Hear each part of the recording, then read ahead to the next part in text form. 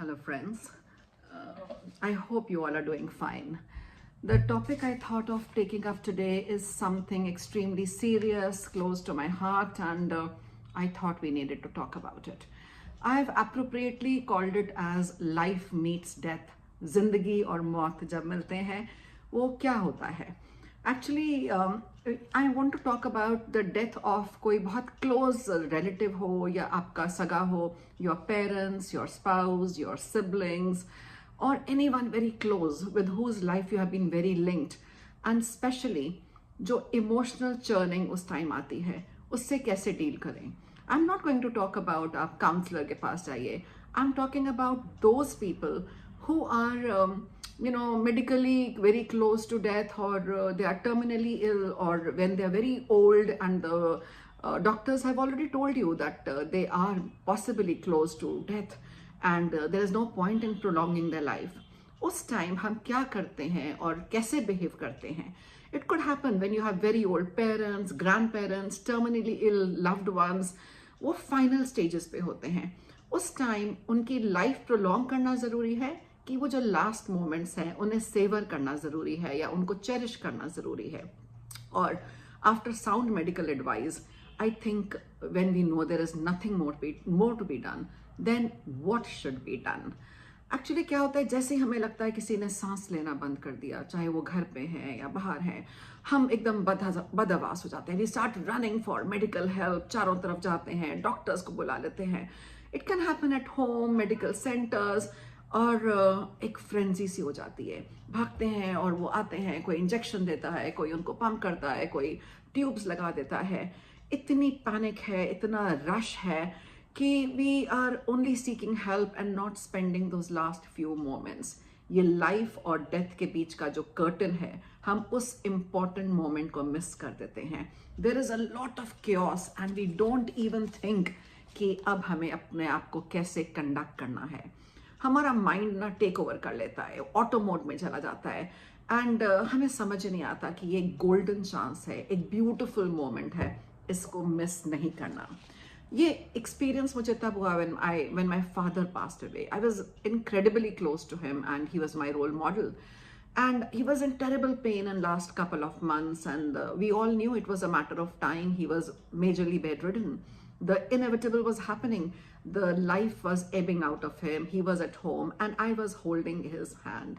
It was just a matter of few maybe minutes or moments before. The moment I felt that he had called me with the last reserve of strength and asked me to sit, and the moment I felt that his voice has faltered, his hand has gone limp and he's not breathing anymore, first there was a sudden urge कि मैं भाग के जाऊं, doctor को बुलाऊं, क्या करूं? And then the urge passed away. I held on to his hand more tightly because that was the time he was transitioning. पता नहीं दूसरा दुनिया होती है, नहीं होती है, दूसरा वर्ल्ड होता है, नहीं होता. ये लाइफ और डेथ के बीच का एक बहुत स्लिम सा एक मोमेंट होता है. उस मोमेंट में अपने लव्ड वन को हाथ पकड़ के रखें, उनके पास रहें, उनको कंफर्ट दें. मुझे लगता है शायद उन्हें प्रेमोनिशन था, because he did call me when I was about to leave. And I just returned to sit by and experience this beautiful moment of peace between father and daughter. And I just thought I wanted to hold his hand, murmur words of comfort and tell him, move on, we are ready to let you leave. आप आगे की journey में खुश जाएं, eight piece जाएं, अच्छी life lead करी. Grand children बहुत आपको प्यार करते हैं. You have been a very very successful, loved and revered person. And वो जो साइलेंट मोमेंट्स थे, वो एक छोटा सा विंडो था जो सोल को शायद ट्रांजिशन करने देता है लेस पेनफुली, और जो फीलिंग है कि हमने अपनों का हाथ पकड़ा हुआ है और हम दूसरी दुनिया में जा रहे हैं. पता नहीं ये मेरी फीलिंग है, इट कुड बी कुछ something else, it could be nothing, but I would like to believe that there was a flicker of smile on his face despite the pain. आंखों में एक बार रिकग्निशन था, एक फ्लिकर ऑफ स्माइल थी, एक सुकून था कि मैं डॉटर के हाथ पकड़ा हुआ है, वाइफ पास में खड़ी है. एक priceless time together with reassurance कि आप मेरे लिए बहुत इंपॉर्टेंट हैं. It is a conscious thought process and inward journey. उस टाइम, उस मोमेंट को कभी मत गंवाइए इधर उधर भाग के और ट्रांजिशन में, और फिर उनकी बॉडी का क्या करना है. बॉडी तो वो बन ही गए हैं, या बन जाएंगे कुछ सेकंड्स में, उसको पहले से ना वो करें, वो पैनिक में ना गवा के उनके साथ बैठ के धीरे धीरे जो नेक्स्ट वर्ल्ड की ट्रांजिशन है, अगर हमारे स्क्रिप्चर्स के हिसाब से है तो वो होने दीजिए। Respect your last few moments together.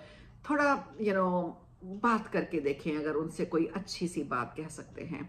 एक ये शॉर्ट नैरो विंडो मुझे लगता है भगवान खोलता है।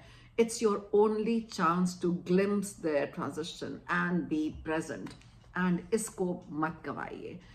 Tell them that your heart and your love is with them. Let the moment seep in. Don't rush to react. Don't start making phone calls immediately. Gently savor the last few minutes of the loved one. अगर soul कहीं hover करती है, मुझे कई बार feeling आती है कि जो इंसान की सोल है वो इमिजिएटली नहीं चली जाती है। अगर होती है तो कुछ क्षणों के लिए अपने बॉडी के आसपास होती है या उसको फील कर सकती है। उस मोमेंट को, उस सोल को भी फील होने दीजिए कि आप साथ हैं और कोई ऐसी घबराने की बात नहीं है और आप उन्हें बहुत प्यार करते हैं। अगर वो कहीं है, the soul will go filled with love. I know for sure that I needed that time with my father in silent communion, in silent agreement between the two of us, registering his loss, both sides. He was also losing us, we were also losing him, and the value of his presence in my life before other things took precedence. फिर तो आपको तैयारी, भाग दौड़, last rites, rituals, ये सब करना ही है। उससे पहले ये जो मैंने 10-15 मिनट फादर के साथ बिताए बहुत इनवैल्यूएबल थे। वो मेरे हीलिंग प्रोसेस का बहुत बड़ा हिस्सा बन गए। And I feel that this curtain between life and death lifts for a few precious moments. उन मोमेंट्स को भाग दौड़, चीखा चिल्ली, फोन कॉल्स, ट्रेजेडी, दुनिया, उसमें मत गवाइए। बैठिए, बात करिए, उनको असिस्ट करिए, उनके साथ cherish some last moments, talk about something pleasant while they are moving on. Then of course life takes over and goes on, but this memory will always be with you for a lifetime, and शायद बाकी की जिंदगी में इस सुकून के साथ आप रह सकेंगे।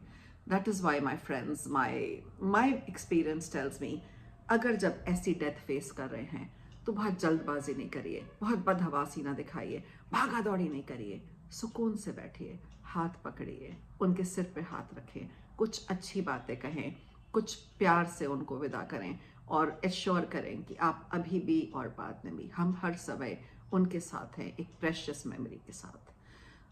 आई होप ये आपके लिए कुछ मीनिंगफुल रहा हो। डू शेयर योर एक्सपीरियंसेस अगर आपके साथ कुछ ऐसा हुआ है।